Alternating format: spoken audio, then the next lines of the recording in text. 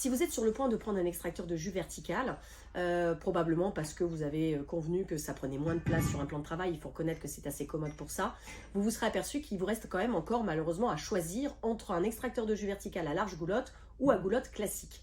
Donc vous l'aurez compris, goulotte classique, vous aurez besoin de prédécouper, goulotte large, quasiment pas. C'est-à-dire que vous allez même pouvoir, la plupart du temps, mettre une pomme en entier. Ça peut donc sembler en effet assez attractif. Il faut simplement que vous compreniez la différence qu'il va avoir et les conséquences qu'il peut y avoir sur certains critères entre guillemets de performance. Donc le tout c'est de savoir.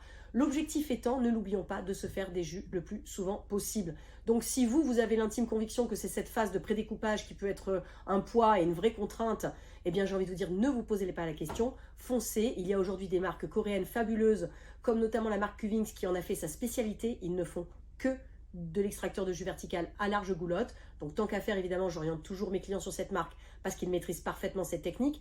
Mais en effet, le challenge pour eux, et c'est pour ça qu'ils ont encore sorti un dernier extracteur de jus il y a peu, c'est que l'enjeu, c'est d'essayer de rattraper le niveau de performance des extracteurs de jus verticaux classiques à goulotte classique. Parce qu'en fait, malheureusement, l'écueil des larges goulottes, c'est que vous perdez en performance, c'est-à-dire que vous aurez un peu moins de jus que si vous passiez vos légumes dans un extracteur de jus vertical classique, à goulotte classique, et vous avez du coup une fibre forcément plus humide puisque le jus que vous n'avez pas réussi à retirer, que la machine n'a pas réussi à retirer, reste dans les fibres.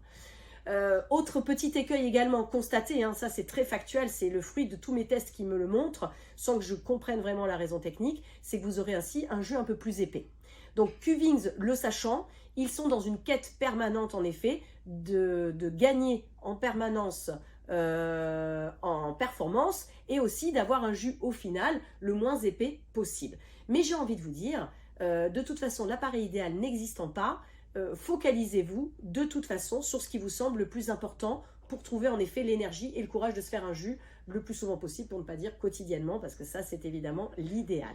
Voilà, donc grosso modo retenez ça, on peut en effet acheter une large goulotte ou une goulotte classique, à vous de voir ce qui sera le plus important, mais en effet vous n'aurez pas le même résultat selon les machines. Voilà, et puis pour plus de renseignements vous savez qu'on est là. À bientôt, bye bye.